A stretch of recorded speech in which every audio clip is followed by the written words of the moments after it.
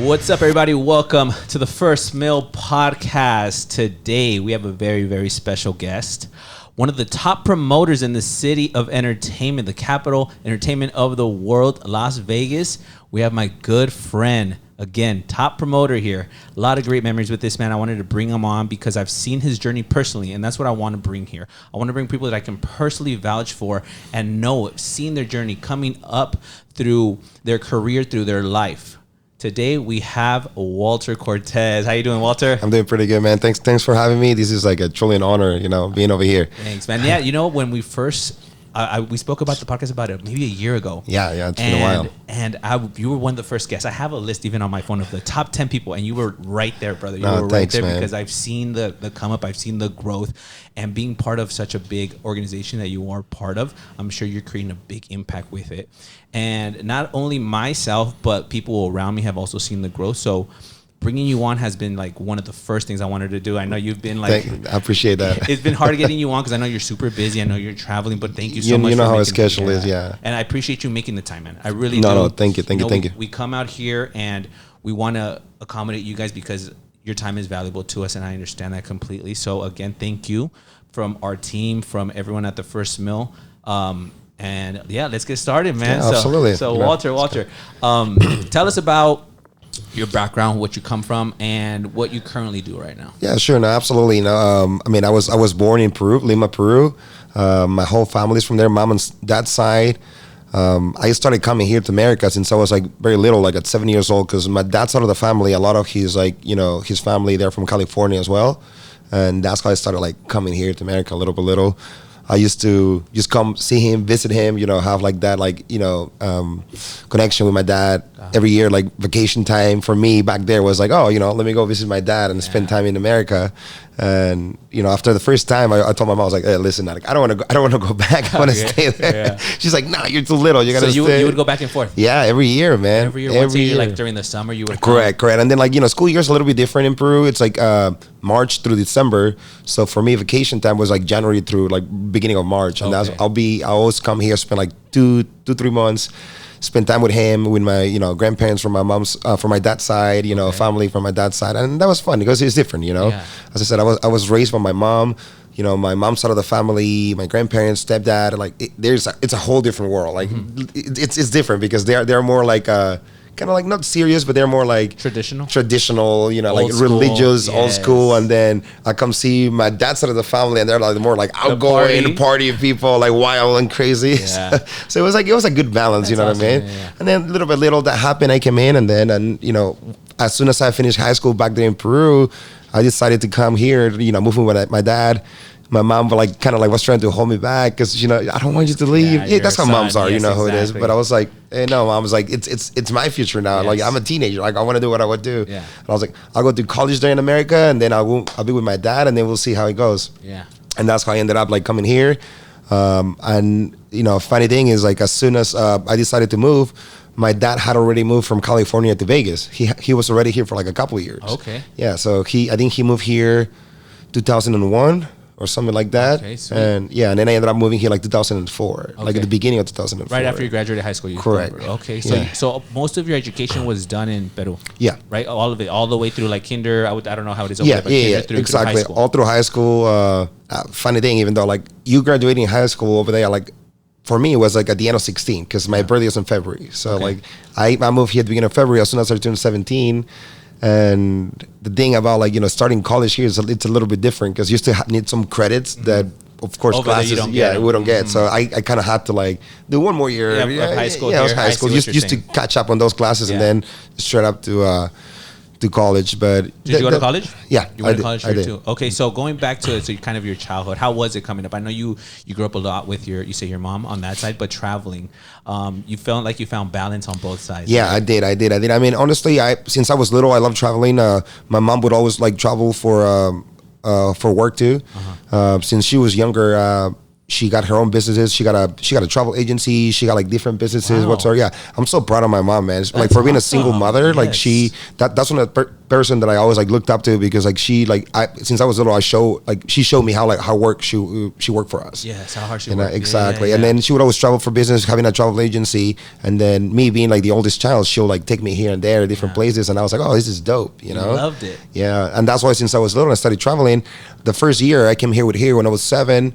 And then after that, every year I would just like travel alone, whatever I want to, whatever she let me go. At that time, right? You were still under her roof.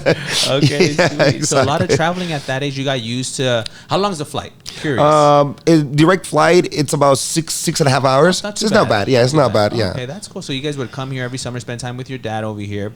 He moved to Vegas, and then you came to college here in Vegas. Yes. Okay. I just started like I did both, like I did CSN and UNLV.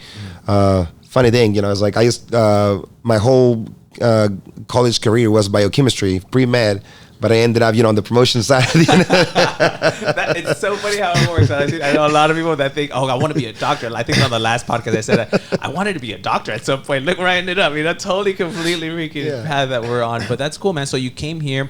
I'm curious. So the language, were you practicing it here? Because you're very fluent. You're very fluent, right? So did you practice it when you used to come visit your dad, or was it taught in Peru? Yeah. Just like any most like Latin American countries, you get like classes in high school, but at the same time, I took not private lessons, but like I was at an English institute. Okay. Like it's called like in Spanish called IGNA, like Instituto Cultural Peruano Norteamericano. So they have like a relationship with like the United States. Got it. So your mom would like pay for those classes or whatever. Yes, exactly. Oh, exactly. Cool. So I'll go there since I was a teenager too. Like that actually helped me out a lot. Helped me out with like the grammar, all the pronunciation and all that kind of stuff. Which at the end of the day, when you come to America, like it's completely different. Because let's be honest, now that I've been here for 20 years. You don't usually like pronounce it the proper way. Yeah, exactly. We are used to like has a different way. That's funny to say. Okay, that's cool. So your mom has been a big part of your life. Yeah, right? absolutely. So she I would say invest, but how do I say it? She helped you get to where you're at now. 100%, man. Literally. Like those, it's funny we don't notice those little things coming up. Like, why am I going to these classes? Like, I don't really freaking want to go. And later on, you realize, like, yo, they were doing the right thing, right? Literally. That's also, you would practice the English that you would learn over there. At what age did you really start practicing English? I started in that institute when I was like 12, 13. Okay. Yeah. Cool. So you adopted it pretty fast. Yes. When do you think you kind of became really fluent and started practicing it? It's funny that you say that, because like when I moved here in 2004, I could fully understand everyone. They talk to me, but I think I don't know if it was like me being like kind of like nervous about talking to people, so it was like hard for me to kind of like speak out and be able to like have the words out of my mind, because just like like any immigrant, at the beginning you have your first language, so you listen to the new language, you process it on your own language, you translate it in your head, and then you finally say the words on that new language. So that back in the day, I used to think in Spanish and then translate it and then speak it out like how it was. So it was at the beginning, it was a little bit difficult, but I'm not gonna lie. Even though I was in college, I did high school here. Like I feel like for me, just like starting to work, like that's when I became more like fluent on my English, because like I was using it exactly. I'm practicing it more, because when you're in college or you're in high school, like you're just like sitting there like listening. But when you're actually working at a place, you have to interact with everybody. You have to talk, communicate. And I was like, oh, now I'm actually using it more like constantly, and that's how like it became like easier and faster. I want to say, since the time that I moved here to Vegas and I was able to communicate properly, might have taken me about like 8 months or so. Okay. And then after that, maybe a little bit over a year to like my mind started processing more, and then just like I switched from like thinking in Spanish to like thinking in English now. You see, that intrigues me. I remember one of those conversations I had with my dad, because I was like, wait, you think in Spanish? Like, that's crazy, because my dad obviously came from Mexico, and I'm like baffled by that, because you guys have to process this like so fast. Yeah, man. To me, when I think I think in English, but Spanish is just kind of second nature to me, because it was my first language too. So it's like just pretty fast. But now it's kind of reverse. Now I have to process this words in Spanish, right? But so the repetition really kept you going. You know, practice makes perfect at the end of the day. Exactly. And especially now that you're like having conversations almost every single day with literally hundreds of people. You know, it definitely becomes habit.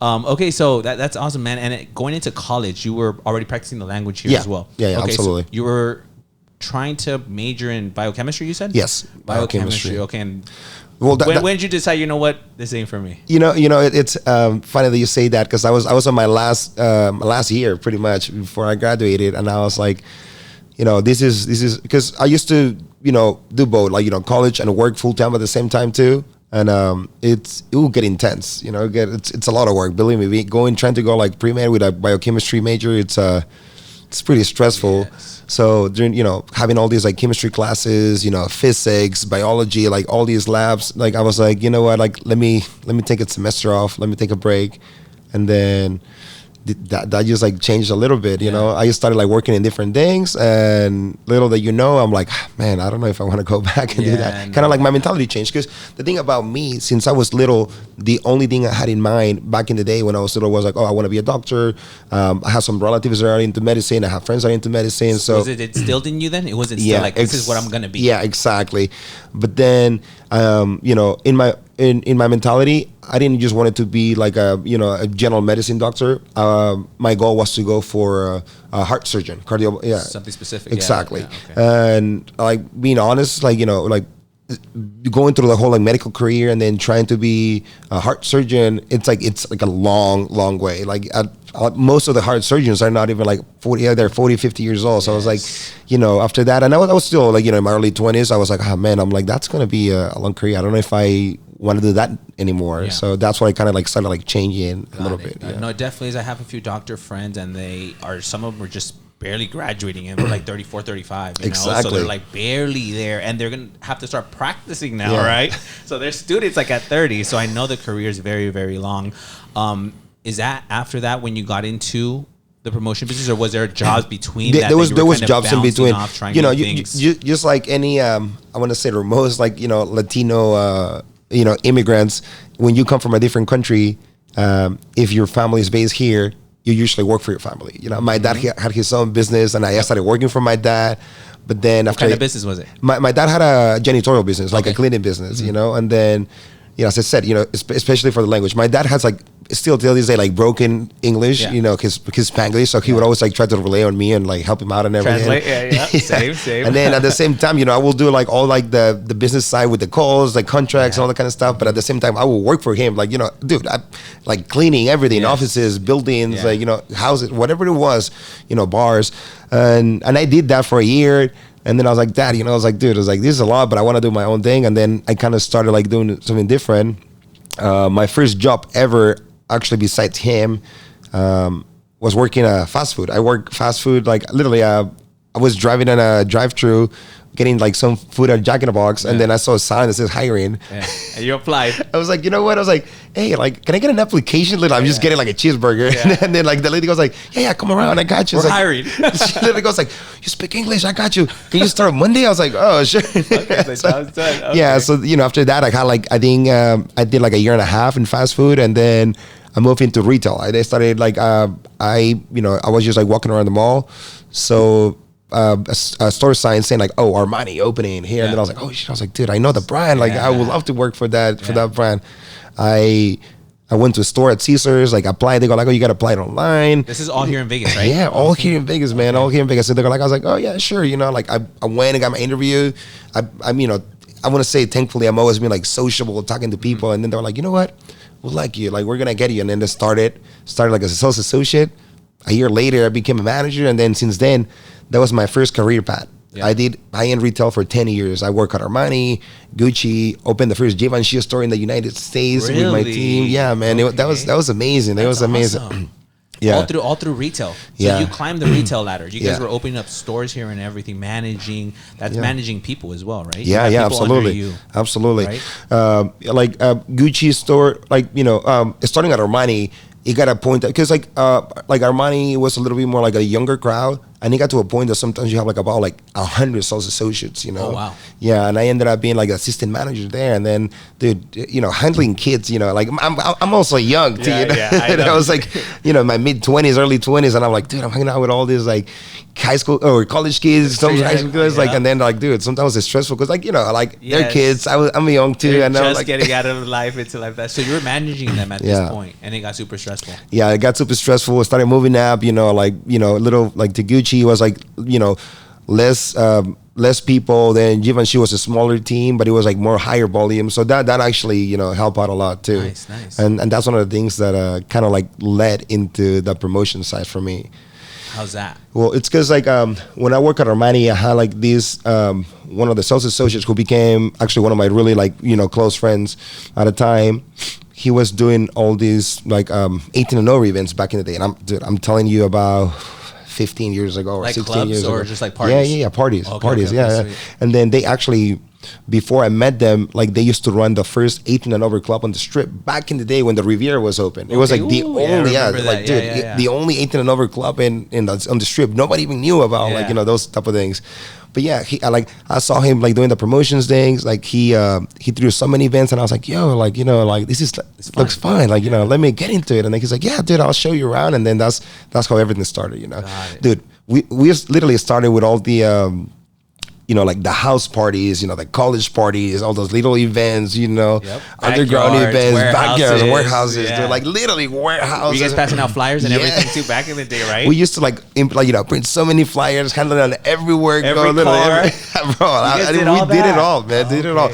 I mean, one thing that is funny is like, you know, my boy at the time, he'd always tell like, you know, hey, dude, like, you know, I'm going to the colleges, you know, the universities. Like I tried to put my flyers, but I always take them down. Yeah. And at that time I was in college too. So I was like, let me figure this stuff out, you know? And I was like, and then one time I just went into like the admin office. I was like, hey, I have these flyers. I want to post it on the bulletin board. And I see that everything has a stamp. Like, what do I got to do to post anything? And I remember the admin office lady goes like, what is it? I was like, no, it's just an event that I'm just trying to throw. And then, you know, have like some people come over. She's like, let me read it. She goes like, oh, okay, there's no profanity, no nudity. It's like, yeah, we'll stamp it and you can post it for a week. At that time, no one knew we could do that. Literally, no one. It was discovered like, it. Yeah, literally. I was like, oh man, that's dope. Yeah. So I started doing that, and then I did that at UNLV. I did that at CSN, all the campuses. I just kept posting it every week, and then everybody was like, "What? How do you even do that?" Like we've been trying to do it for a while. I was like, dude, I just asked. Like you don't lose anything asking. Funny that you say that. That's so true. You just asking. You just went out. People weren't trying to do that. You're like, I'm just gonna ask. Yeah, exactly. Did you guys get traction from it? Yeah, a lot of traction, man. Dude, like those events that we used to do. We literally started, depending on the venue, we have venues for like 500 people to like big venues up to like 2,000 people plus, and it was insane at the time, man. It was crazy because like you gotta remember, you know, like almost like 15 years ago, like there was no that many of the big clubs, you know, like Streets was brand new, you know, Excess was brand new.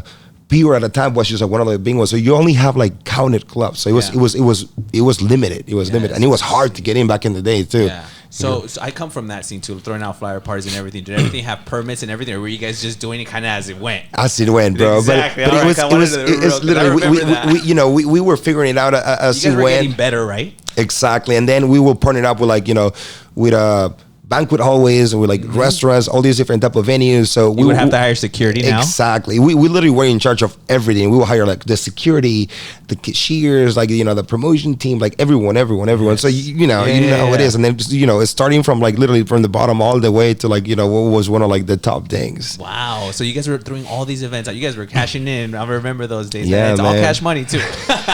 Yeah, you know it. Yeah, it's all cash. It's always fun, and you get it at the end of the night. Just don't tell the IRS though. Come on. IRS, man. Cut that one. But yeah, man, that's cool that you guys did that. You guys started literally from the bottom. Then, are some of these guys still with you? So some of them is still around. They're like working at like different clubs and different venues now. You know, now that we're all like grown up. Yeah. They kind of move into like the real like nightlife in the Strip. Got it. But some people just like kind of step away. But like it, you know, that's part of living. You know, you grow up, all those kind of events start like changing. People start growing up, and then you know what's better to do. What's the next thing? So that's how we kind of started into the whole nightclub thing, and then that's where we came because of that part. You know, like I used like as I said, I was till this day, I'm an outgoing person. Like, I like going out, socialize, have fun, talk to people. And I was like, dude, like my retail days were like awesome. I used to train my sales associates and be like, dude, don't just be a clerk. Anybody could be like, oh, this is a pillow. It costs this much. Come here, I'll ring you up. Go buy. Now I was like, dude, you live in Vegas.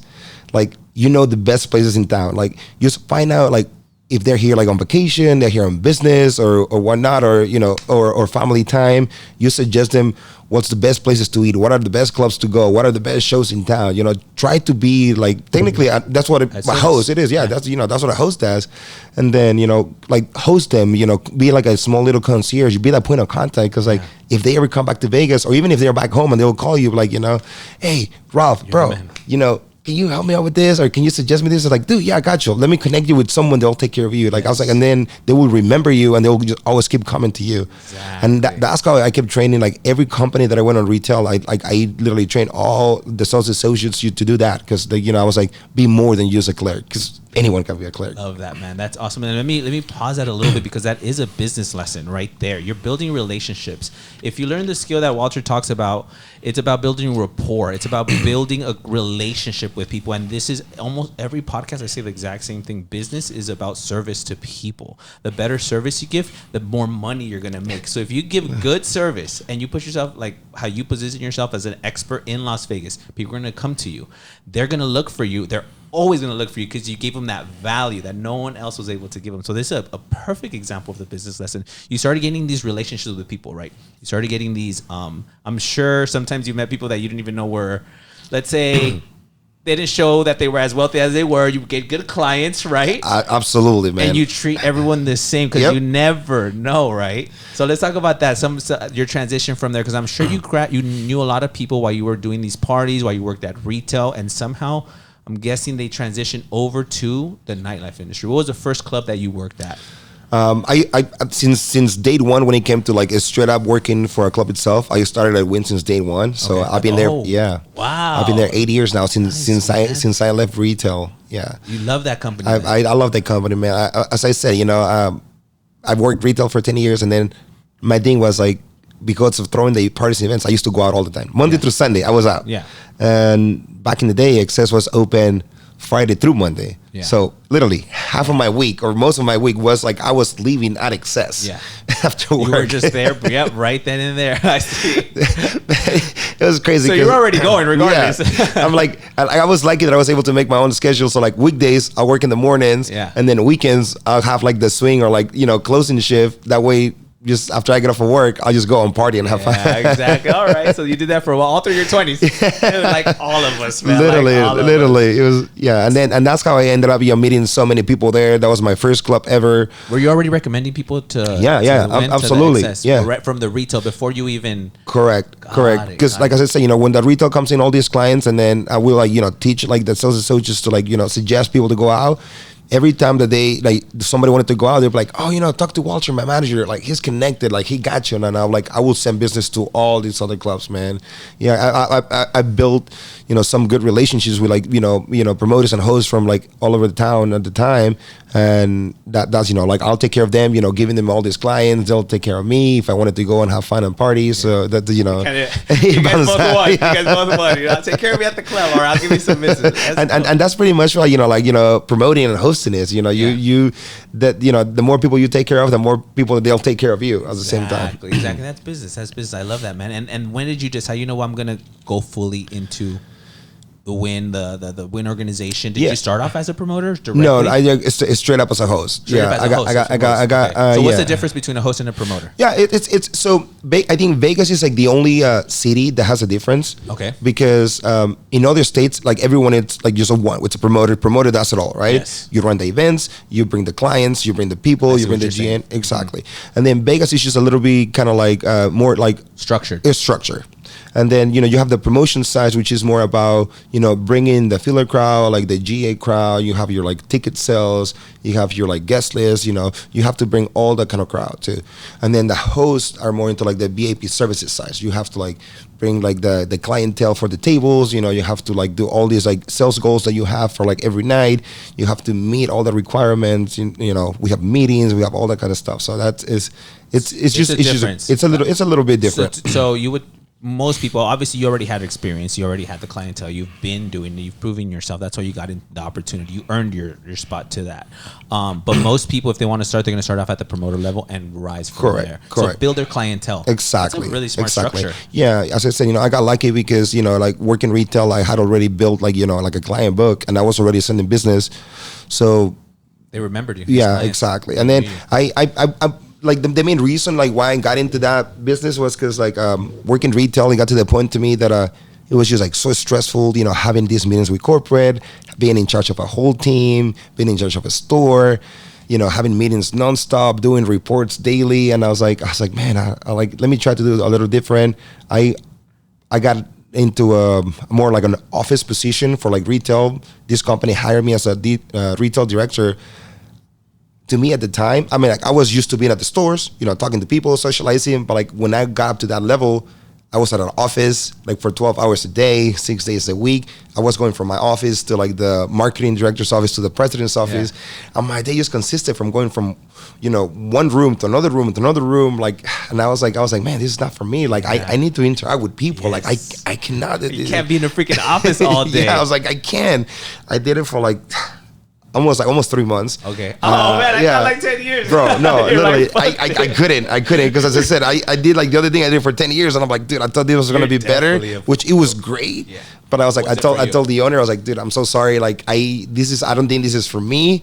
I appreciate the opportunity. He's like, no, Walter, stay. We'll give you more money. I was like, dude, it's not the money. I was like, it's not the money. I just feel suffocated. Like, I just can't deal with this anymore. Yes. Like, I'm sorry. I apologize. But like, I just want to be out there. I want to, talk to people. I took like a couple of months sabbatical, 3-4 months actually. And then I was still going out. At the time, one of the directors that ran Access was a good friend of mine too. And I kind of was like, hey, Bob, like, will you hire me if I want to work for you? And then he knew, what I came from. He's like, dude, you don't want to work here. Like, it's hard work, this and that, yada, yada, yada. And I'm like, he's like, you're going to start from the bottom. I was like, I don't care, dude. Just give me the opportunity. And I'll prove, myself. Yeah. I'll work from the bottom. I don't care where I got to start. I don't care what I got to do. And then he's like, are you sure, man? Are you sure? I was like, yeah. He's like, dude, just give me the opportunity and I'll do it. And that's how everything started. Wow. So you took the chance. Even though you were already at a high position, you decided, you know what? This isn't for me. Leave the money. It's not even about the money. I'm coming back down to something that at this time you weren't sure if it was going to work either or not, right? You took the risk. Exactly. You took the risk because you were tired of everything already. You were like, okay. Did you feel like you reached the cap in retail? You're like, yes, I did. I mean, I'm not going to lie. I'm not bragging, but I reached to a high top position that like from there, like what it's next, once you start like thinking about in your head about like, dude, what's my next move? What I got to do? Am I just going to be positioned here forever? I want to do something new. And then when I took those like months off, I was like, what is something that I can do that is like similar? And I don't actually have to have that kind of headache of dealing with like everyone's responsibilities, but I can just like take care of myself and then try to like move up. And then I was like, hey, I like working at a club, hosting could be one of the things. And where do you think this mentality comes from? Before we get into like the rest, I want to, because you've been, and there's people like this, and a lot of people are going to relate to, because this message is typically for like that 10% of people that are go-getter, ambitious, that are always going to go above and beyond. Where do you think this mindset comes from, where you're like, you know what, in a year you're already at a manager position, you reached the height of the retail business, you helped open up what's the name of the store? The first Givenchy store in the US. Like, you were already part of this, but you wanted more. For a lot of people, and this message isn't for a lot of people, this is why I always try to like, it's the 10%, maybe even the 1%. Where does this hunger come from? I think it's a little bit what mixtures of like the immigrant mentality and also like my home base on how it was. First of all, talking about the immigrant mentality, when you come to America, we call it the land of opportunities, right? Exactly. Because believe it or not, compared with any other country, you can actually work your way up on anything that you want to do. It could be on the promotion side, on the hosting club. It could be on restaurants. It could be on retail. It could be on like cleaning services or whatnot. Whatever you want to. If you put in your heart and you like work hard for it, you'll get it. And then at the same time, as I said, I grew up with first with a single mother, and I saw her working hard. My mom used to work 6-7 days a week, used to like take care of like, my sister and I. And then she will like wake up early in the morning, kiss us goodbye, send us to school. Then my grandma will like pick us up, and then my mom will come in like late at night, make sure we were good after working, and then just make sure we're good, like, tucked us into bed, and then, do it all over again and stuff. So I was like, you know what? She just works so hard. Like, I just want to make my life better, not for myself, but for like my whole family. That's what it is, just having that mentality, like everything that I do, I just want to do it not just for me to be a better person, but to make my family's life better and help them out on whatever I can. Love that, man. I always talk about that. This is perfect, man. I know why things are meant to happen and why you're here. We always talk about a bigger purpose than yourself. For us, or someone that's a little bit more selfish, doesn't have a bigger purpose in their life, they would have been okay with like reaching those limits, been okay with the recognition, with the money. But this wasn't about just you. Yeah, it was about the struggle that you saw your mom go through, working nonstop hours. I mean, the immigrant mentality of you coming over here, your dad, with that business, speaking broken English, and just making that part of your purpose, stacking it on top of what you want, right? This is where it comes from. Exactly. Bro, I love that, man. Thank you so much for sharing that. That's the value that I want to bring in here and speak on that. Like that's the purpose. We have a way bigger purpose than just ourselves. That's what drives us at the end of the day. Love to hear that, Walter. I really do. It gives me chills talking about that. It really does, man. That's awesome. After that, so let's talk about getting into the nightclub industry, where your career is at now. You're one of the top hosts here, man. I think you got an award like this weekend or something like that too. I speak out of personal experience too, man. I've done my research. I've been doing it for a while.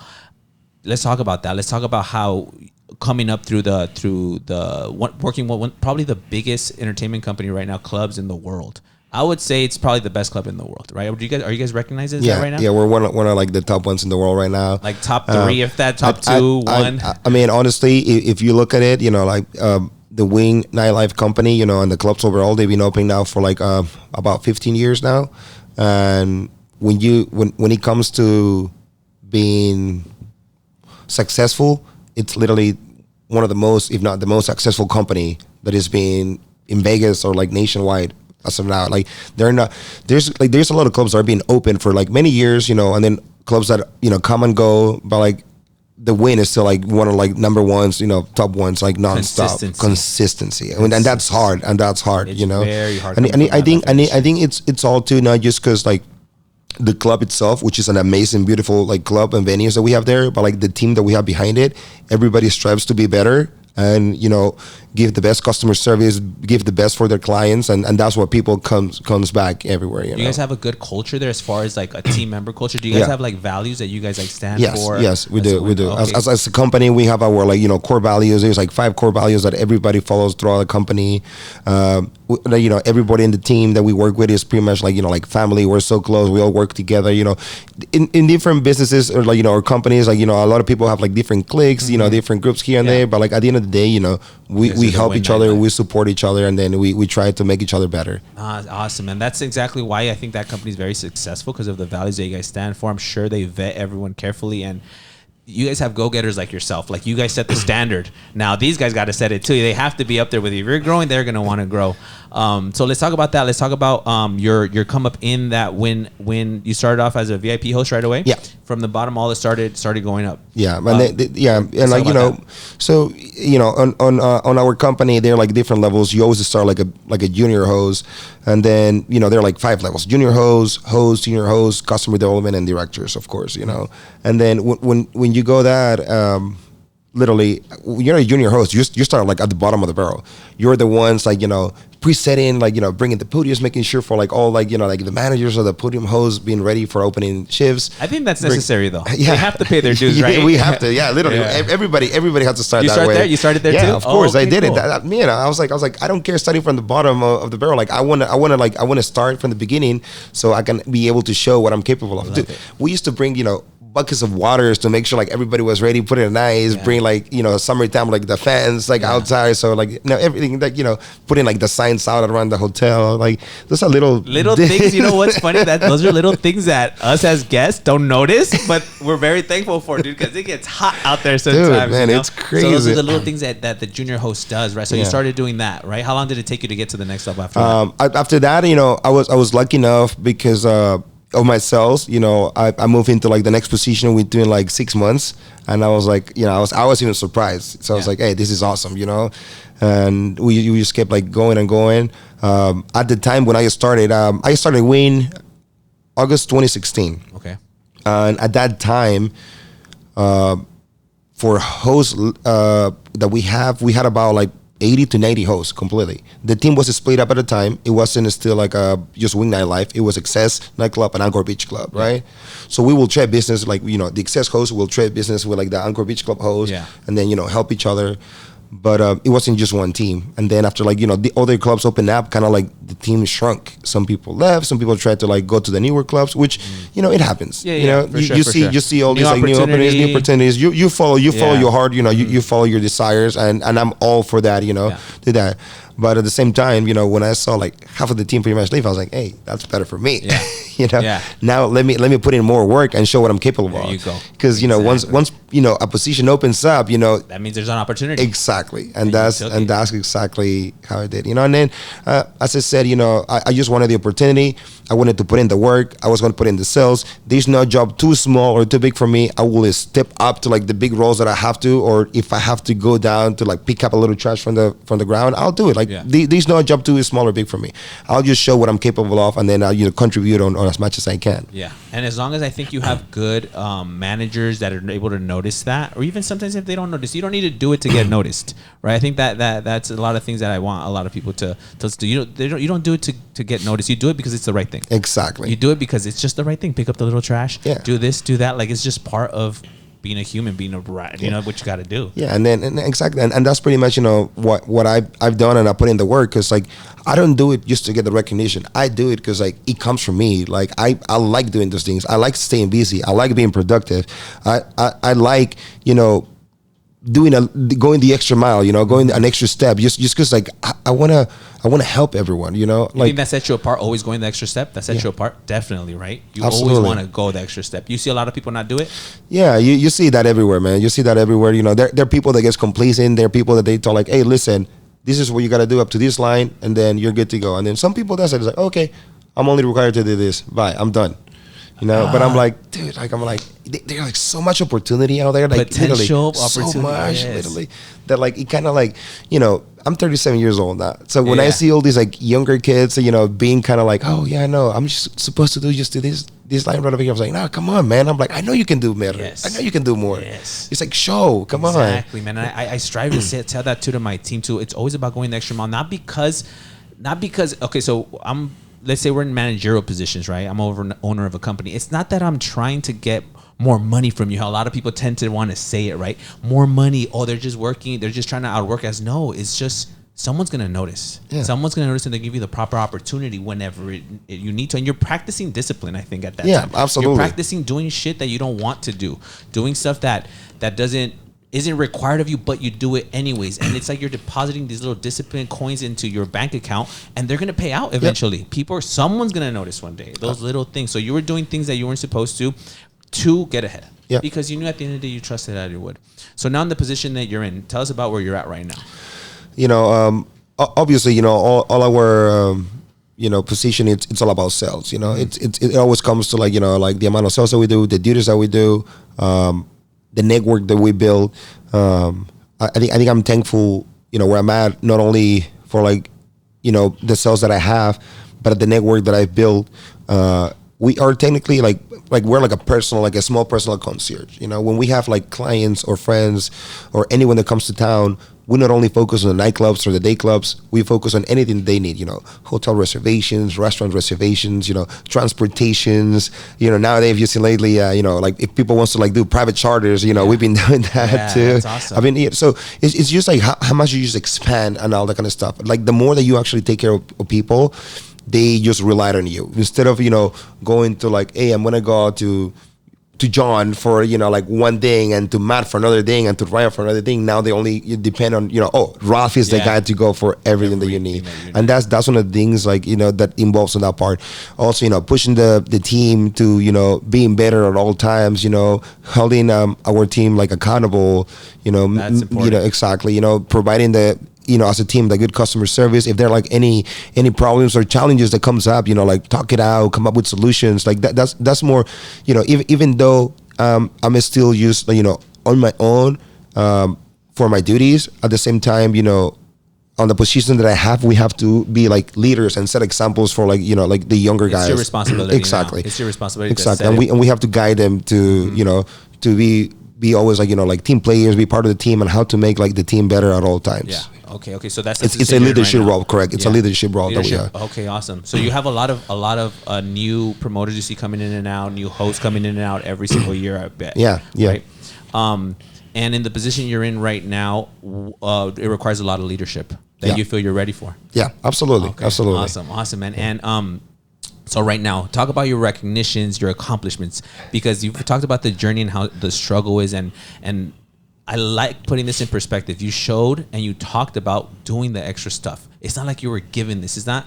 I always say when people say, I deserve this, you don't deserve shit. You earn everything, and you've earned everything, bro. You've earned everything, every position that you're at right now. So let's talk about like some of your accomplishments. We could talk about numbers or, awards or your sales. I want to get more practical into it because I want to show people it's possible. Yeah, no, absolutely. I'm glad to be the company that I am. I'm like out of the whole team. I'm like on top 3 out of the whole team. Awesome, so that's actually massive, guys, massive for one of the freaking best clubs in the world. The best we're gonna call it groups, hospitality groups. Best hospitality groups in the world being top 3 is. It's insane, brother. Yeah, it's insane. Insane, man. Especially when you compare with like the amount of numbers that everyone makes, not only at our company but overall in the city. It's massive. I remember when I started back in the day, the Wynn Excess specifically had an event that it was called Power 35. The top 35 host in the city. Yeah. And then I was just like a junior host looking at all these guys. I was like, man, that's so awesome. Like one day I would love to be, like one of those guys. Like they're like, everybody knows him. Like everybody they walk or they go, if they go just have a dinner, they go like, oh, that's so-and-so from there, And so I was like, man, like that's what you want. Yeah, it's like I want to be like that. Yeah. And I just put in the work, and then finally, as you mentioned earlier, like we just Suk just hosted an event about like the Wolves of Vegas. Yeah, I saw that. That's cool. The Wolves of Vegas. Yeah, it was like the top 30 hosts in the city, and I was like honored to be part of that whole nominees and made it. Yeah, congrats, man. That's super cool to hear. Damn, top 3 right now in yours, and then your top 30 in Las Vegas. How many hosts do you think there are in the city right now? Man, right now, literally, there's a lot of hosts because of the amount of clubs. I want to say there's about like 200 hosts overall, but like the promoters and the stuff. So it's very hard to climb those trenches and stay consistent. Exactly. And I think that's one of the things that you did. Stay consistent. Yeah, that what actually makes it harder nowadays too, because back in the day there were only such a few little venues, and then it was like so limited. That now with all these amount of like clubs that we have, day clubs and nightclubs, it's like so easy to kind of like go anywhere you want to. Way more options. It's like way more options. There's like host everywhere. Like one of the companies that pretty much owns most of the city, I think them actually might be more than 200. Like I think they have like 120 hosts themselves. Just them. Yeah. Wow. So they're powered by numbers right there. Yes. Dang. Yes. So it's growing, and you see the nightlife industry. Let's talk about that. Let's talk about how have you seen it, and then we'll talk about. I want advice for upcoming promoters, opportunities, and some of the ups and downs of it. So right now, how do you see the nightlife industry overall here in Vegas? So you've seen it transition. You were literally you talk about the Riviera. That was like 13, 14 years ago that they. Way longer. Yeah, man. I remember that. I remember staying there. The hotels were like $20. Yeah, I mean everything has been evolving little by little from like day one. One of the main things is like music, right? The genres always changes. It used to be a lot of places that were like, kind of like hip hop and open format. Yes. To now it's been like a lot of like EDM transition into that too. You were there during their transition. You felt it. So yes. It used to be a lot of hip hop and. Yeah, I mean the first big club that was Trist at the Wynn. Yeah. There was a lot of like hip hop and open format that we had to. Yeah, there were like Lil Jon used to perform there. Jermaine Dupri. All those people used to perform at the Wynn back in the day. And then little by little, you saw that EDM was, coming up strong. And all these like, new DJs or big DJs now, you got Calvin Harris, you got David Guetta, Chainsmokers, Kygo, you have Diplo, Skrillex, all these big ones that you just keep coming up, and then like that's what people wanted to know. Because like being on the promotion side, you see like festivals is a big thing. Yes. So when festivals is starting growing out more and more, that's what like people started deciding to like listen to and what they wanted. And you guys pivot and you guys went to, is it fully EDM right now? You guys have yes. Fully EDM. So it's perfect for a business lesson too. It's about evolving. Times change, and if they would have stayed stuck with just the hip hop because that's what was working at the time, and not pivot and evolve to EDM, which is what sells now, you guys would have been left in the dust. And we can talk about a club that's not there no more. Like I think One Oak, right? It used to be a hip hop club. Yeah.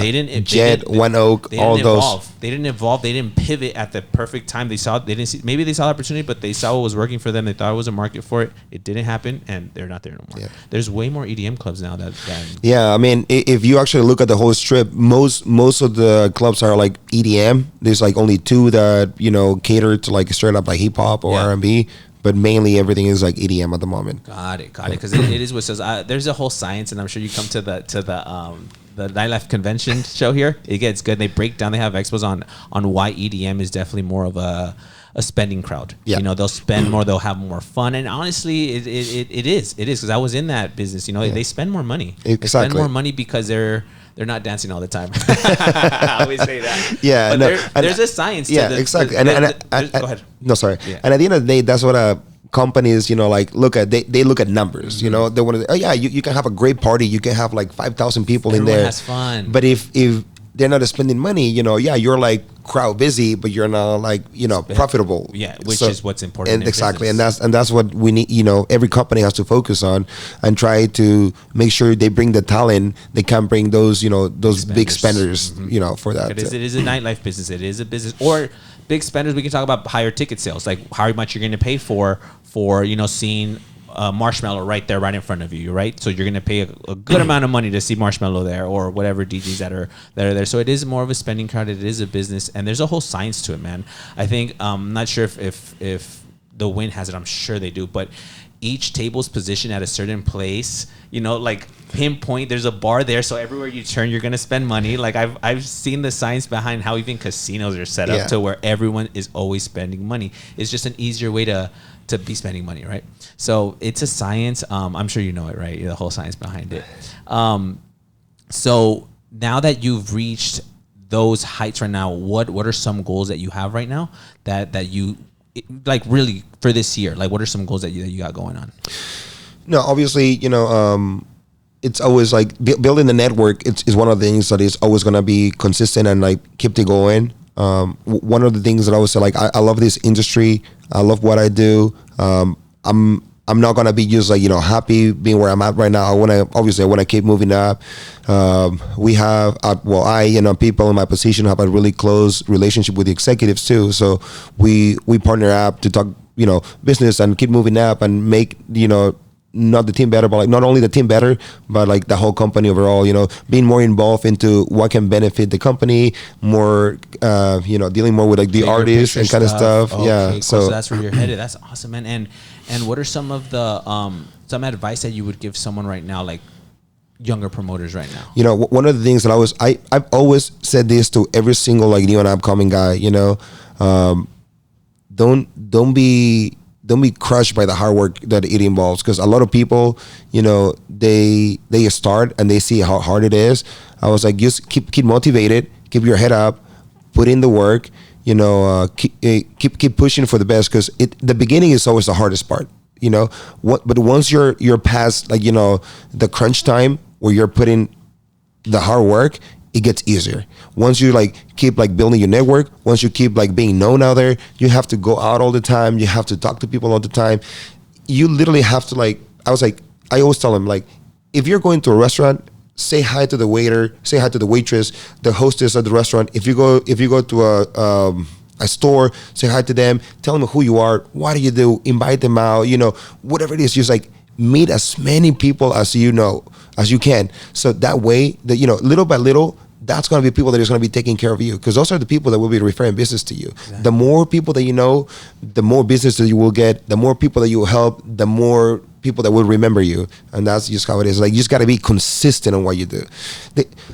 I've seen this before too, and then, you know, there's people that comes and goes, and it's like, you know, young promoters and hosts, and they think, oh, you know, this is the dream job, this is the party job, you know. Let's talk about exactly. Yeah. They think it's like all freaking always fun, always drinking. Exactly, right? It's always fun and drinking and partying, but no, it's like you got to put in the work. They think, oh, I'm gonna be working at this company, and then everything is just gonna fall in my lap. You know, people is like everything is gonna be handed to me. Like, no, like nothing is handed to you anywhere, man. Literally, you can work for the best company where you're still gonna have to prove yourself every single day. You know, and the thing too, I think in the position that you're in, when you're building these relationships with people, let's say you leave the nightlife industry, this is your network of people. They're gonna remember every single moment, and this is one of the things I wanted to talk about. Is like, you're always gonna have a special part in my heart. You are, because so many good times have been with you, right? All the good times. My we hosted my bachelor party here with, you know, we announced that you put it on there, like, brother, like, that's something that we're going to remember forever. If you ever do anything else, our loyalty is there, because you've already touched our hearts. And that is a skill. That is a skill that we can get developed, that you can learn by practicing repetition. And it never dilutes in value. You're always going to have that, right? And I'm sure you've built tons of relationships with people. Like, if you decide to pivot and go to a different career, that's where it's at. In Spanish, the word I've never been able to transition. I think it's accommodating, but my dad would always tell me, siempre ser acomedido, which means like of service. Yeah. Like, always like be of service. People love of service. If you're someone that's picking up the trash, for example, these guys, one of the things that I'm doing right now, my media team, they help set up. I didn't tell them to set up. I would always start setting up. They took the initiative and they set up, right? Those are little things that I remember.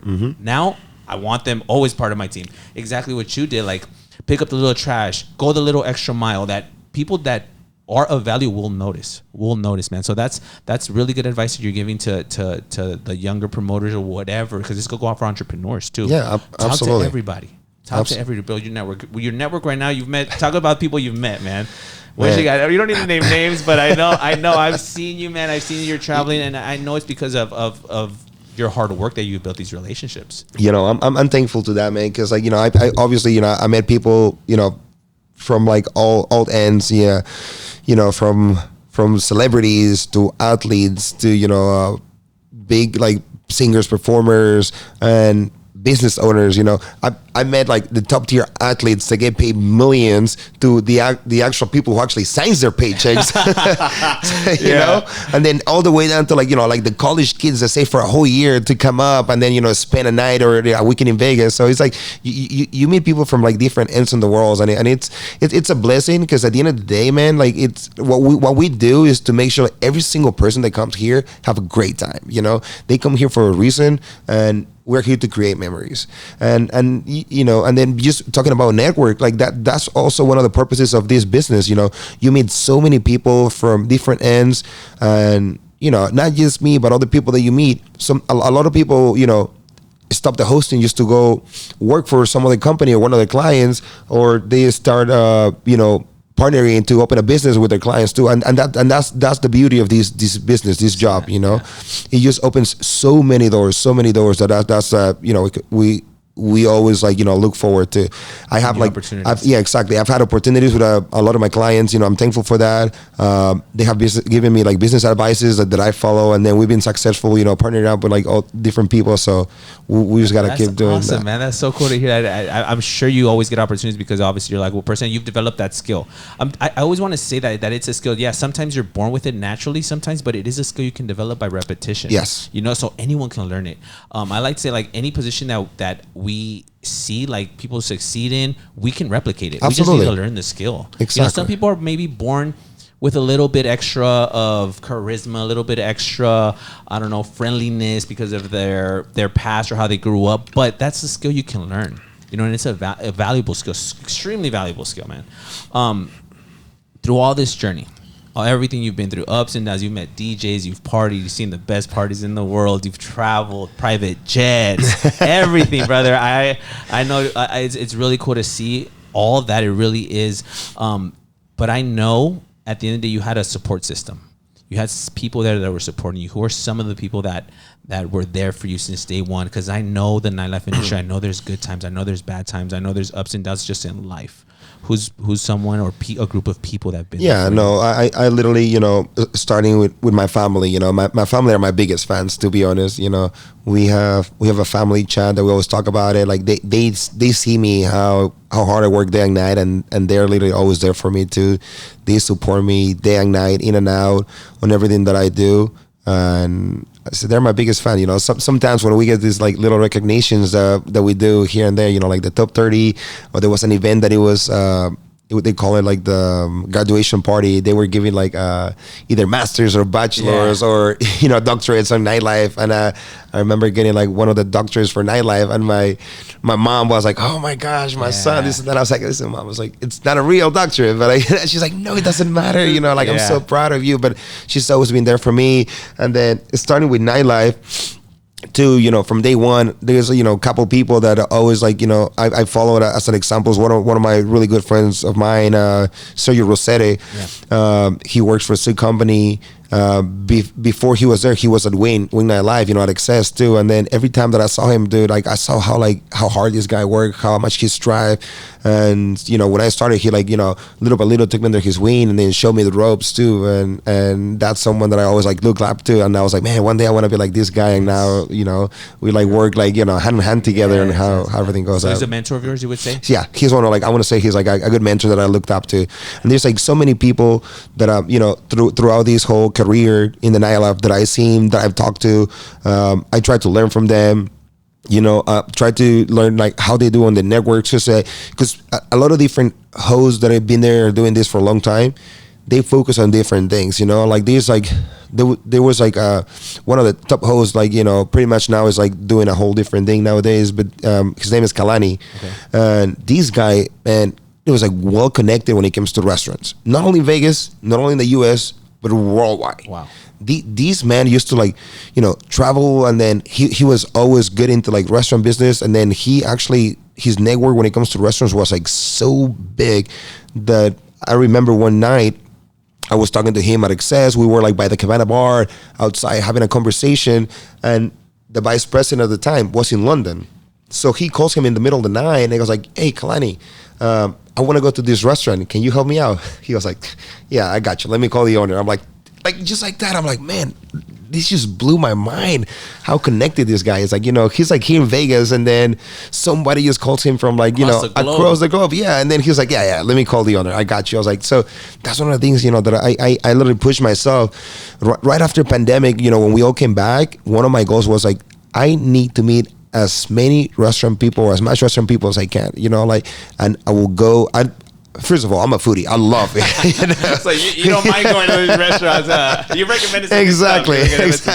Yeah. Me going to a restaurant, I was like, dude, I'm gonna go there. I'm gonna invest on myself. I'm gonna pay myself for a meal, but I'm gonna make my purpose to meet the management team there. The staff there, because I just want to be connected with them, and that would not only help me be connected with them, but also help me help my clients to it. So, and then just opening that little doors about the restaurant business, it helps on what nightlife is. Yes, it's yeah. So in your career too, overall in the big pictures of that. I love that. You're like I'm gonna meet the people that are in charge here. Yep. And what you do too, I'm sure you've noticed, you give value first. You go as a client, you're like, okay, let me invite more people out here. Let me bring more people to you. Hey, you know what? The owner, I'll bring you more people. I'm a host out here. You're bringing value up front, right? So it's not like you're asking first. You're just proving yourself. Look what I can bring. Look what I can bring. Look what I can bring. Then you'll probably, whatever it is, build a network, build a relationship, which is a lot more valuable than that.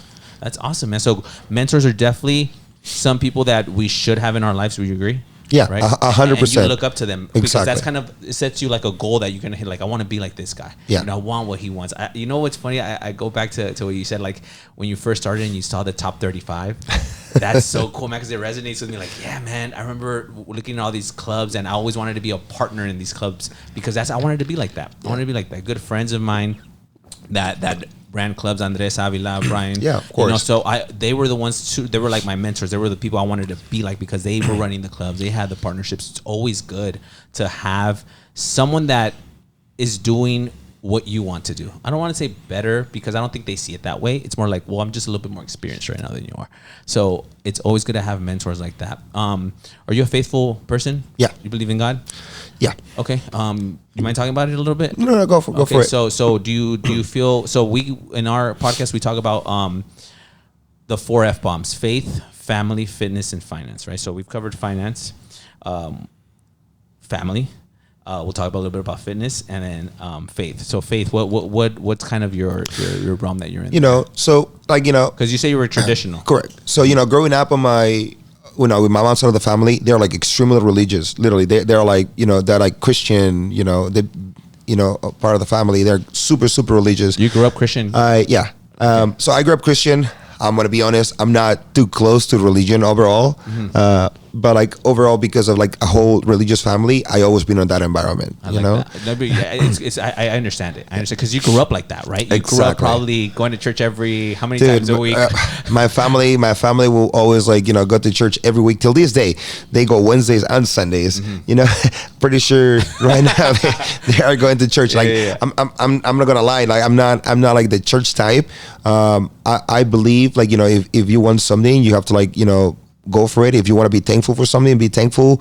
If you're down on your luck, I'm not the kind of person talking about faith. I don't think if you're down on your luck, you should be always praying and asking God to help you out if you are not thanking him for all the success and all the good things that you're doing, So there has to be a balance. Like if you're going to ask, God for help, then you also have to thank him every single time that you're up, which is pretty much, in our lives, every single day that you wake up, that's something to be thankful for, man. Because you're starting a new day. There's so many people that sometimes don't even see that. They go to sleep and then that's the end of the day. So you always have to be thankful, on daily, everything, just from waking up to having your family together, family, people around you that loves you. And then if you ever have any, downfall, that's when you can actually, pray or ask for help. Yep, exactly. I think from my perspective, religion has been very popularized right now because everyone's like faith,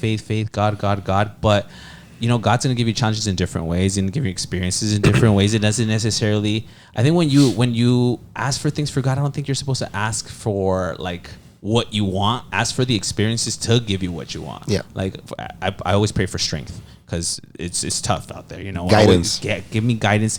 I'll do the rest. I'm a child of God, right? So I'll do the rest. Just give me the opportunities. I'll look for them. I'll go for them. I don't want people to really think in my opinion, because I know it's very subjective when it comes to religion, God's not going to give you what you want. You have to earn it. Yeah. You have to earn it, exactly. bro. Go do the work. Don't pray thinking, God, make me a millionaire. God, make me a millionaire. No, my boy, go do the work. Pray for God to give you the opportunities and the wisdom to be a millionaire. And I think that's a lot of the misconception that we have towards religion. And you grew up Christian, so but I think that's how it should be. It should just pray for faith, pray for strength, pray for what you need to go to war. Exactly. Exactly. Let God give you the tools, not the path. You're going to create the path with the tools that he gives you. No, 100%. That's how I see it. So your family's religious, you said? Yeah. Okay. Pivoting from faith. Sorry, I just it just came to just a little story anecdote about my family. One of my aunts, my mom's sister, she's extremely religious, right? Yeah. She actually gives at her church. She gives these classes, for Christian classes. They do the whole book thing that they do. And as I said, even though I'm religious, I'm not that close to religion. Yeah. So you say you're close to God, but not religion. Would you say that? Yes. You believe in God, but not the whole practice of religion. Exactly. That's just pretty much what it is. Because at the end of the day, there's even though I grew up in a Christian family, there is a lot of religions all over the world, and I respect all of them. Mm-hmm. Everybody has their own visions, whatever works for them. Whatever you believe in is something that you have to hold on to, and that's faith. Exactly, that's faith. Exactly. See, religion is different from faith. That's faith right there. Exactly. You have to hold on to, and then going back to the story. Yeah. So my aunt would always be like, "You don't ever want to go to church. You don't I think you're a lost child, you this. Bro. Literally, I'm I think you're a lost. You need to find God and find Jesus, this and that." And I'm like, coming to church, and I'm like, Auntie, I've been to church so many times. Literally, I have so many people and friends and family throughout my life. I've gone Catholic churches, Christian churches, Mormon churches, like you name it. Like I literally been to like every single thing. And as I said, like I have faith. I'm not a really, into church and that kind of stuff or religion, but like I believe in what people believe and makes them better. But I do like reading. I like listening. I like paying attention. I like, filling myself with knowledge. I like learning. Everybody wants to learn. So she goes like, okay, if you don't want to go to church, can I bring one of like the pastors and talk to you? I was like, sure. Bring them on. Bring them up. Like, I don't care. Yeah. And then she brought him in. He started talking to me. He's like, so Walter, I heard that you don't like religion. I was like, well, it's not that I don't like religion. It's like I just don't follow a specific one. That's just how I am. And then we started talking. He's like, oh, you're on things. So you're a lost soul, this and that. I was like, no. I was like, so after we started talking, and he mentioned so many things about the Bible, so many things about religion, so many things about God and Jesus. And then he goes like, wow, you're actually really knowledgeable about this. And then every single time that, they'll bring a point, I'll be like, oh yeah, it's just this and that. And he's like, dude, he's like, you know what? Stay where you are. You're good in your mind. You don't have like any to worry about anything. Let your aunt be, it is. Yeah. I'm glad that you actually gave me the opportunity to talk to you. But dude, you are knowledgeable and you have all the right to think the way that you think, you know, and that's what it is. So I totally know where you're coming from. One of my best friends grew up Christian, and we were talking about it last time we came to Vegas. And he's like, man, I've gone to church 3 times a week for 21 years of my life. When I go to heaven, he's like, when I go to heaven, I'm gonna show God my hours. Bro, I put in hours for like 3 people's lifetimes. And he can tell you the Bible. He can tell you exactly, just like, he reminds me so much of you, because he can tell you exactly everything. Like any pastor go up to him, any priest, he can give you the Bible like that. And he doesn't go to church as much as he used to, but he's put in the dues, and he does have faith. He's a man of faith, things like that. So whatever works for you, and I like that. Like as long as we have faith, I think faith is something that you would always have to have with you, man. Always, business, in relationships, in life, everything. And always be grateful. I'm glad you talk about that too. Like you're very, very grateful about the opportunities, about waking up every single day, right? Now balancing the nightlife with life. Okay, let's talk about that. Personal story of mine, like, I couldn't handle it at some point. It was very, very hard for me I started getting into a little trouble in the nightlife industry, where I would do things I wasn't supposed to be doing. And it was hard for me, like drinking every night and trying to keep my health up. Like I would, it's very hard. How do you manage this, doing this? Because now I know you've been in it for a long time. Yeah. And I think I'm sure you've already passed that, where it's like, yeah, I'll have a shot for you. Maybe it'll be water, things like that, because you still have to be a host. Yeah, no, it's funny that you say that, I pretty much, excuse me, I didn't start drinking until I was like almost 25. Literally. Oh, really? Before that, yeah. That's before that, fact. That's a fun fact. I didn't start drinking until I was like 25. But before that, since I was 18, I'm pretty much the youngest out of all my dad's side of cousins. I'm like one of the youngest ones. And I used to be always their Didi, like dictionary driver all the time. So we'll go party and have fun. I used to use my cousin's passport to get into clubs back in the day. So that's kind of like, I was used to like the going out and the party and that whole scene. So, I always had fun. And then when I started drinking, I think, on my mid and late 20s, I did enough of that, like partying hardcore, because I was going out Sunday through Monday, like partying like nonstop. And then once I started doing the nightlife, it kind of like settled me down a little bit more, because now I'm actually on work mode. Exactly. So that's what it is. And then, as I mentioned earlier, like a lot of people think like, like working at a club, it's all about partying and drinking, but you actually have to be like, fully focused, and mindful of your things. Like, for example, at Wynn, we're not allowed to drink when we're working. Oh, wow. Yeah. That's what, people think is like, oh yeah, you work every day and you're drinking. We're not allowed to drink when we're working.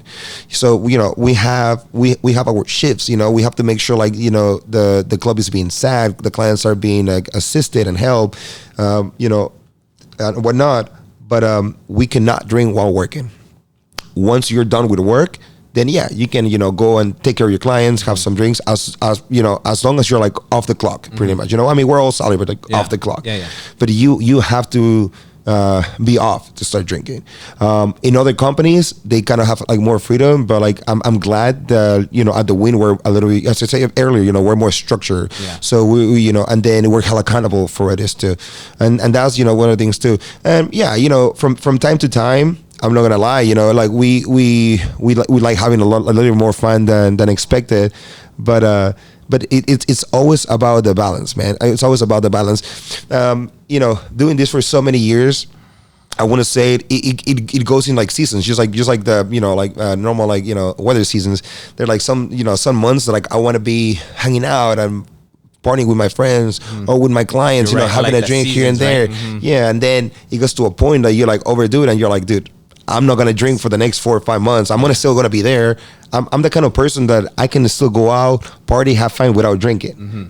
You know, obviously, you know, you always have those people, you know, those clients or like, you know, those really close friends that come to you that, you know, sometimes you don't want to say no, but it's all about like, you know, leveling yourself. Got it. I like that. You're very disciplined. Yeah. You're very disciplined, man. I see you at the gym too.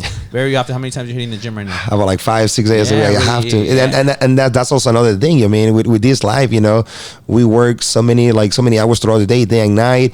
If I don't work out, like, dude, I think one of my biggest issues is eating. As I said, you know, I'm a foodie. I eat so much, and then if I don't work out, dude, I would probably win right now like 400 pounds. So I have to be consistent with the gym. Yeah, you are, man. You definitely are. I think that helps out a lot mentally too. Yes. You know, especially dealing with all this stress and every freaking night. And that's one of the things that I literally, you know, tell everyone, you know, especially, you know, my family, my girlfriend. I was like, hey, listen, back in the day when I started working out at the beginning, I used to get lazy and tired. I didn't have the energy. But nowadays, if I feel down, if I feel tired, if I feel stressed, if I'm not like good mentally, me going to the gym is like my safe place. You know, it motivates you, you know, it made me feel better, it motivates me, brings my energy up. And I'm like, you know what?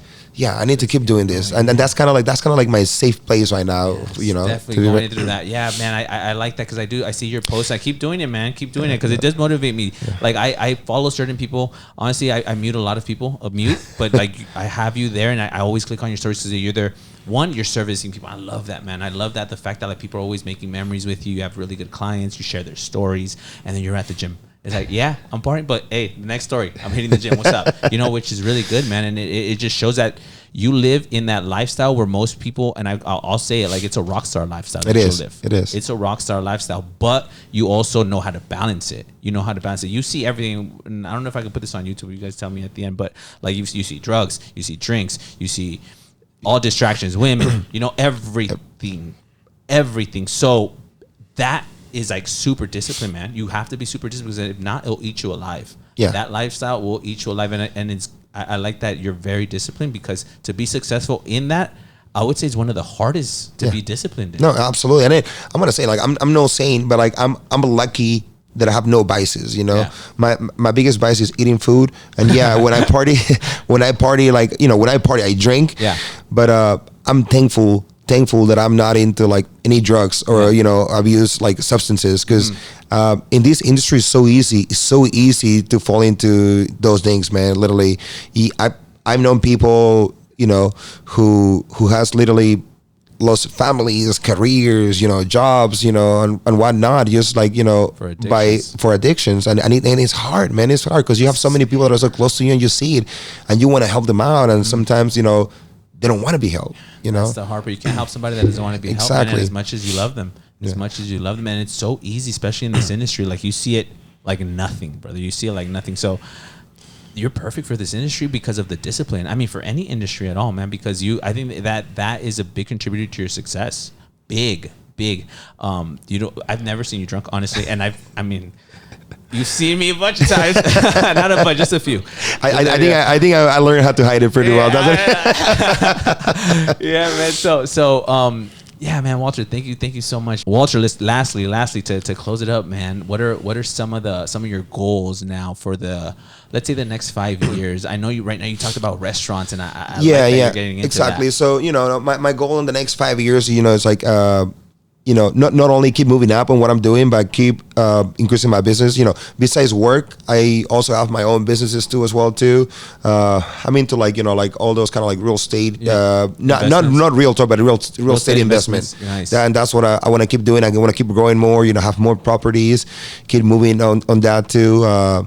My sister and her boyfriend, they have their own like contractor company too. So we're eventually trying to we're like looking into like partner up and then make something bigger out of that too, and be able to keep growing that. Still more. in business, still in entrepreneurship. Yes. Because every host, every promoter is an entrepreneur. Yes, like they have and you have to. I mean, this lifetime, this business only lasts for so long. You cannot be there once you're like 40, 50, 60 years old, you're not going to be there forever. Yeah. That's why you have to think ahead. Yes. And then that's why every successful host have like their own separate business, and they just gotta moving that up too. Eventually, not only to like real estate investment, who knows, maybe open up like like a lounge or restaurant or bar, something that is like pretty good and profitable for the city that we're in. Yeah, and the life. I mean, what your skills? You're gonna cater to what your skills. So investments, property, entrepreneurship, still gonna be part of it. Yes. Perfect. Walter, thank you so much for your time, brother. Man, this was such a good one, man. I've been. I'm gonna say some last words like I always do. Like I really look up to Walter because I've seen the journey. I've seen him come up. Like he's seen me, have a lot of fun, and more than that, like you hold a dear place in my heart, man. Because one, I saw the journey. Two, like we've had so much fun, man. Yeah. So much fun with my friends out here, and not just my friends, but like. Other friends that we know, business partners and things like that. And it's just really motivating, man. It really is motivating because I think you went that path that I ideally wanted to go with the promotion company too, but you're doing it a lot better, man, and you're made for it. I'm glad to have you as part of my circle. I am so excited to see your growth in everything else that you do, especially with the Wynn Group and your own investments. But yeah, Walter, thanks again for making the time. And again, Walter was like, my top 3 right away. Like once we're gonna launch this podcast, I hit you up right away, bro. No, thank you. We talked, and I love it, man. I want to have you back very soon, hopefully within 6 months, just to see where we're at and see, talk a little bit more about deeper stuff. When it comes to the nightlife industry. Absolutely. And things like that. Cool. Yeah. Walter? No. Thanks for having me, man. It's been a pleasure. Of course. Well, any last words? No. Just thank you, and your team for having me over here. I'm truly honored to be here, and it's been a pleasure. Thank you, man. Thank you, Walter. All right, guys.